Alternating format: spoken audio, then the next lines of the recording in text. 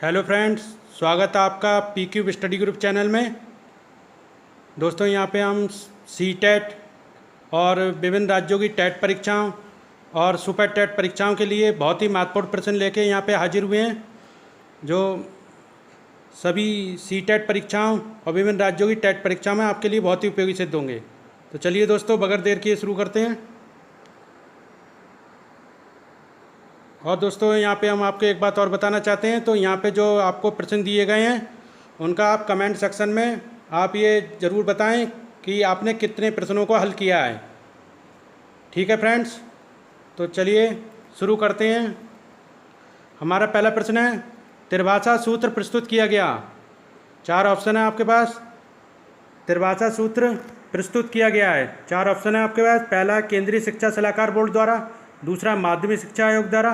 तीसरा, कोठारी आयोग द्वारा। और चौथा, राज्य शिक्षा सलाहकार बोर्ड द्वारा। तो बताइए फ्रेंड, त्रिभाषा सूत्र किसने प्रस्तुत किया था? तो देखिए फ्रेंड्स, यहाँ पे हमारा आप लोग बताइए। और देखिए फ्रेंड, यहाँ पे हमारा केंद्रीय शिक्षा सलाहकार board, first option is the right answer. पहला ऑप्शन यहाँ पे हमारा ठीक हो जाता है, केंद्रीय शिक्षा सलाहकार बोर्ड द्वारा।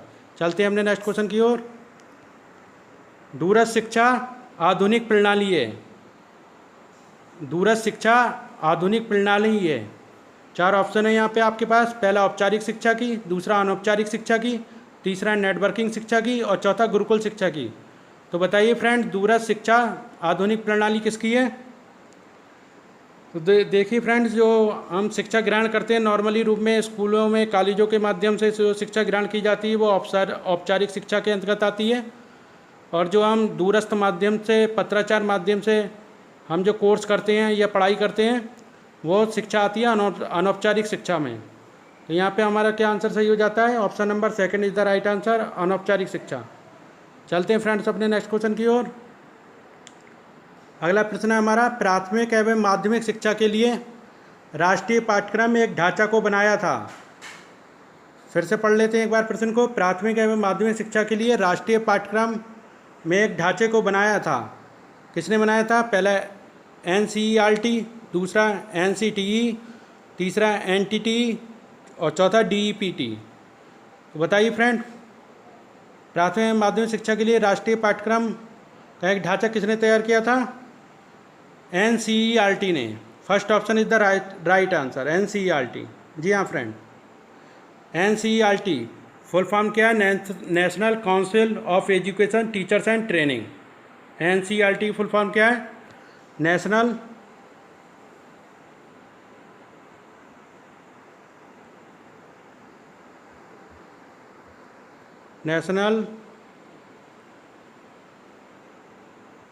काउंसिल ऑफ एजुकेशन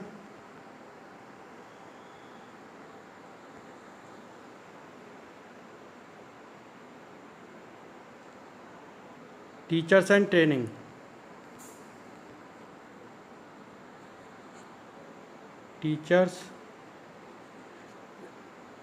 यहाँ पे ऊपर लिख देते हैं टीचर्स एंड ट्रेनिंग।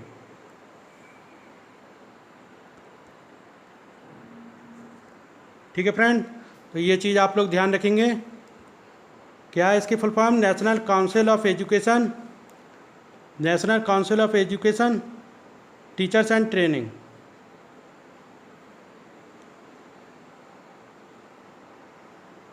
जी, चलते हैं हमने नेक्स्ट क्वेश्चन की ओर। नेशनल काउंसिल, जी हाँ, नेशनल काउंसिल ऑफ एजुकेशन और national council of education research and training. जी हाँ फ्रेंड, रिसर्च एंड ट्रेनिंग हो जाता है यहाँ पे। NCERT की फुल फॉर्म क्या है? National council of education research and training. ठीक है फ्रेंड, चलते हैं अपने नेक्स्ट क्वेश्चन की ओर। शिक्षकों की सबसे बहुमूल्य निधि है उनकी। 4 ऑप्शन है आपके पास। बताना है आपको शिक्षकों की सबसे बहुमूल्य निधि क्या है। पहला, सेवा। दूसरा, गर्व। तीसरा, छात्रों का विश्वास। और चौथा, समर्पण भाव। तो बताइए फ्रेंड, शिक्षकों की सबसे बहुमूल्य निधि क्या है?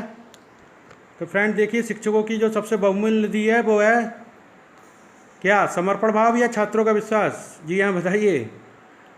शिक्षकों की जो सबसे बहुमूल्य निधि कहलाती है वो कहलाती है छात्रों का विश्वास। अगर छात्रों में शिक्षकों के प्रति विश्वास बना रहेगा तो वो शिक्षक की सबसे बड़ी विशेषता है। Option number third is the right answer, छात्रों का विश्वास। चलते हैं हमने नेक्स्ट क्वेश्चन की ओर।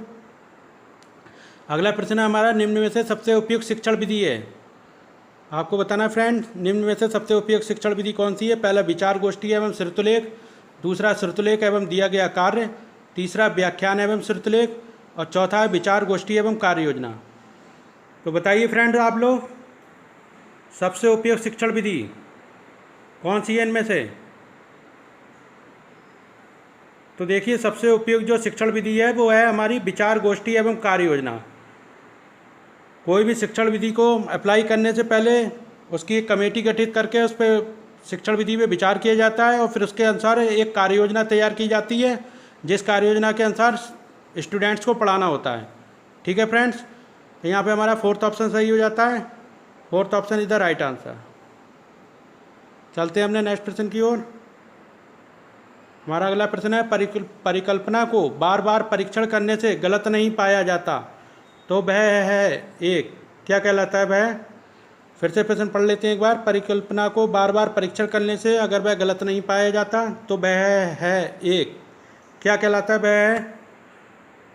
एक सिद्धांत कहलाता है, एक खोज कहलाती है, मूल संकल्पना कहलाती है, या नियम रूल्स कहलाते हैं। तो बताइए फ्रेंड्स, परिकल्पना को बार बार परीक्षण करने में क्या कहलाता है वो चीज़। सिद्धांत, first option is the right answer. एक थ्योरी कहलाती है वो। अगर कोई भी हमने परिकल्पना या हाइपोथेसिस की हुई है तो अगर उसे बार बार परीक्षण करने से वो चीज़ सही पाई जाती है तो वो एक सिद्धांत बन जाता है फिर। ठीक है फ्रेंड, चलते हैं अपने नेक्स्ट प्रश्न की ओर। अगला प्रश्न है हमारा, बाल मनोविज्ञान में बालक के विकास का प्रथम चरण क्या है।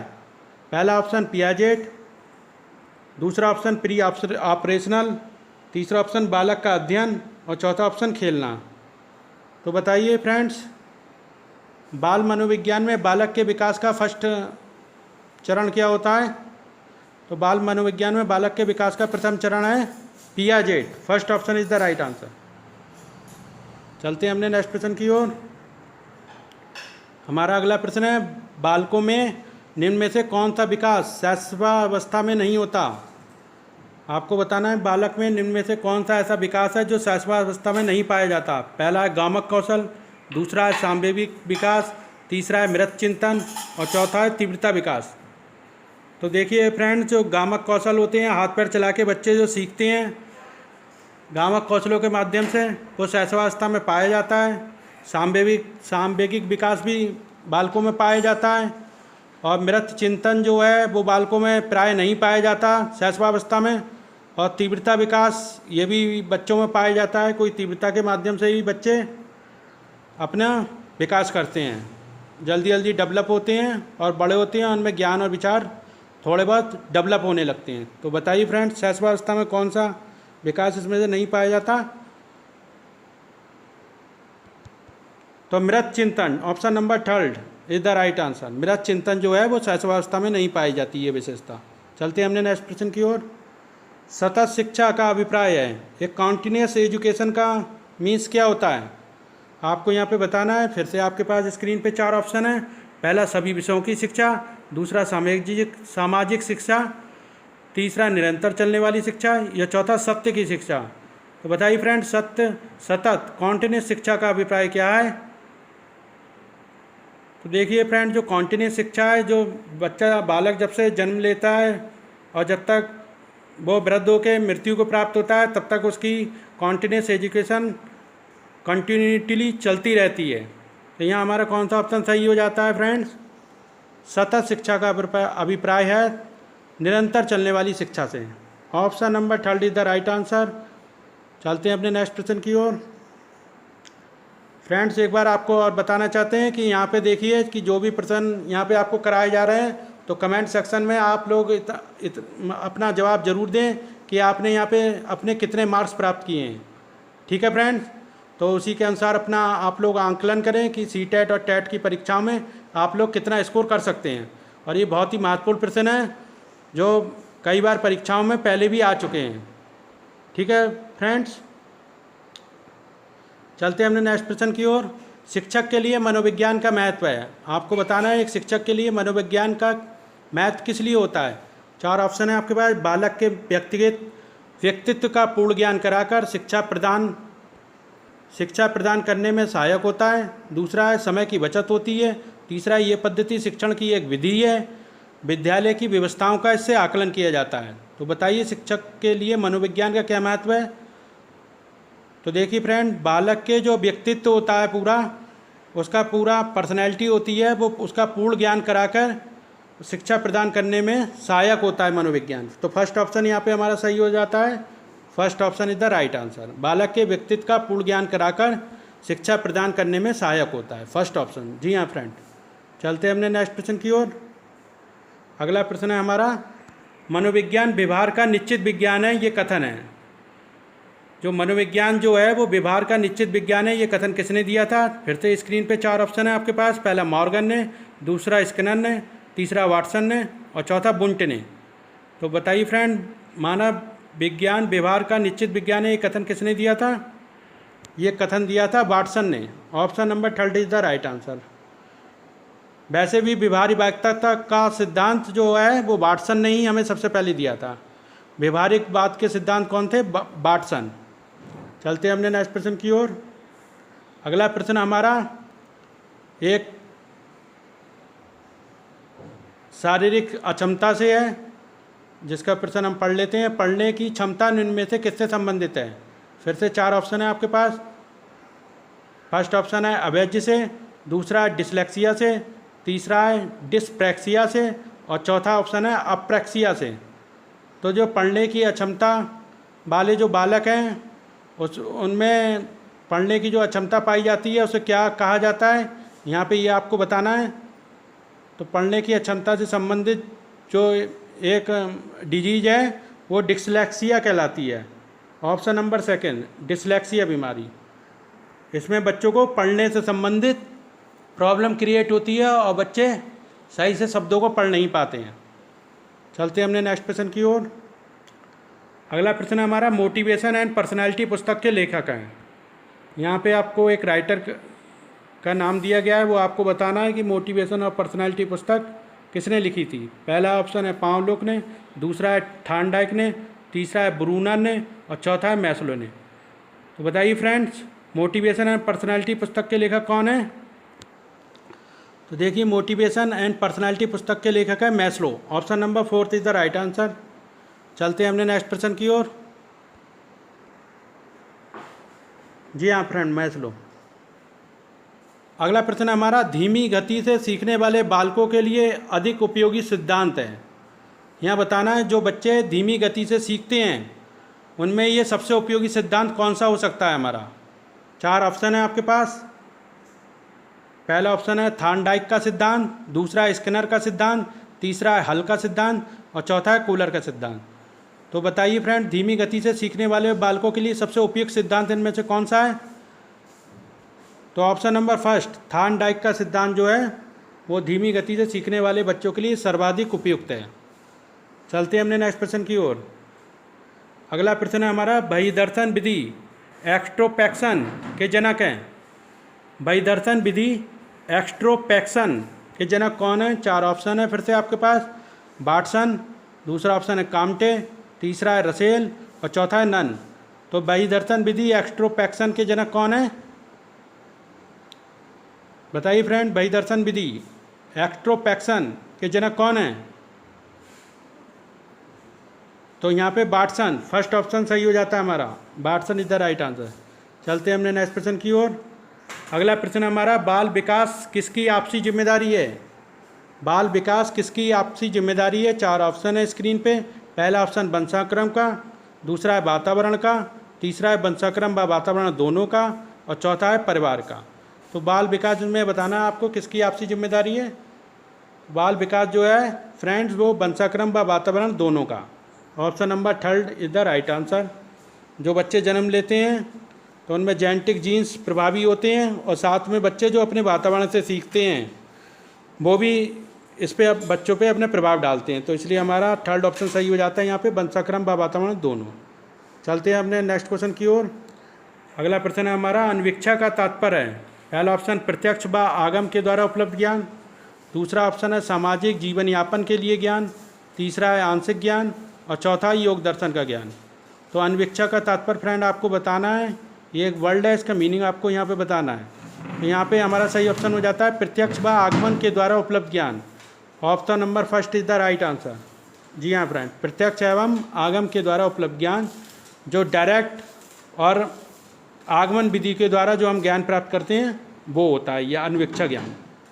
चलते हैं हमने नेक्स्ट प्रश्न की ओर। शिक्षक की भूमिका पर्दे के पीछे है, ये मान्यता किसकी है? शिक्षक की जो भूमिका है वो पर्दे के पीछे की है, ये मान्यता किसकी है? क्योंकि शिक्षक एक सही दिशा में आपको डायरेक्शन दे सकता है, बाकी सही ज्ञान प्राप्त करना तो आपके अपने ही हाथ में होता है।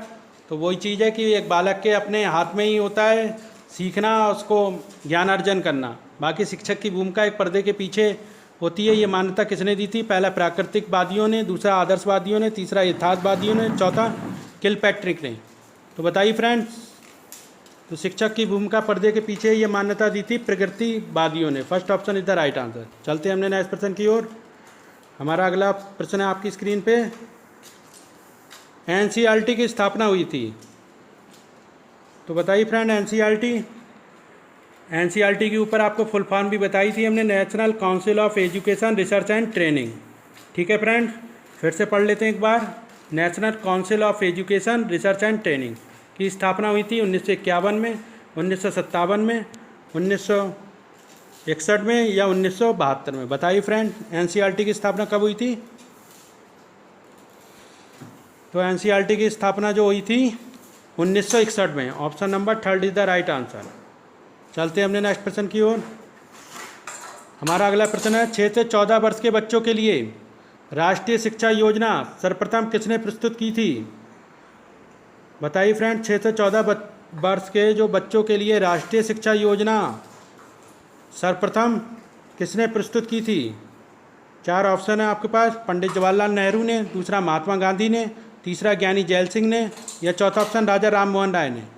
तो 6 से 14 वर्ष के बच्चों के लिए राष्ट्रीय शिक्षा योजना जो सर्वप्रथम प्रस्तुत की थी वो महात्मा गांधी जी ने प्रस्तुत की थी।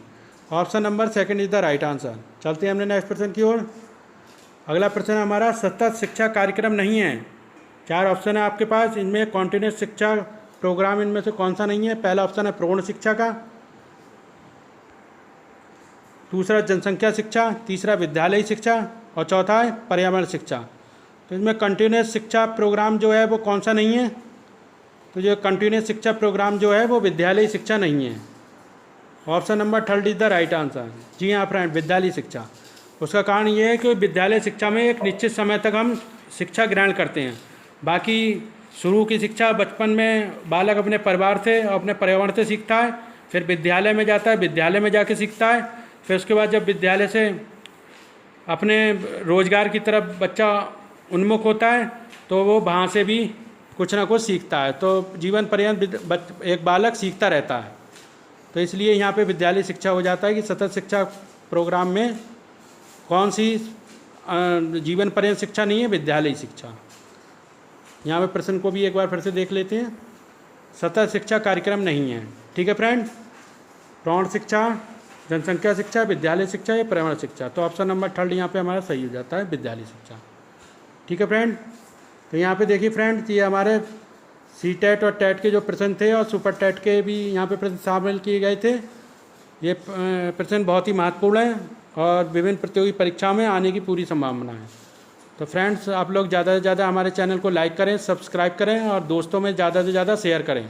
और साथ ही व्हाट्सएप ग्रुप में भी इसको वीडियो को हमारे शेयर कर दें और साथ ही घंटे की बेल आइकन बटन को प्रेस कर दें, जिससे नेक्स्ट वीडियो का नोटिफिकेशन आपको मिल जाए। ठीक है फ्रेंड, मिलते हैं फिर नेक्स्ट वीडियो में। जय हिंद दोस्तों।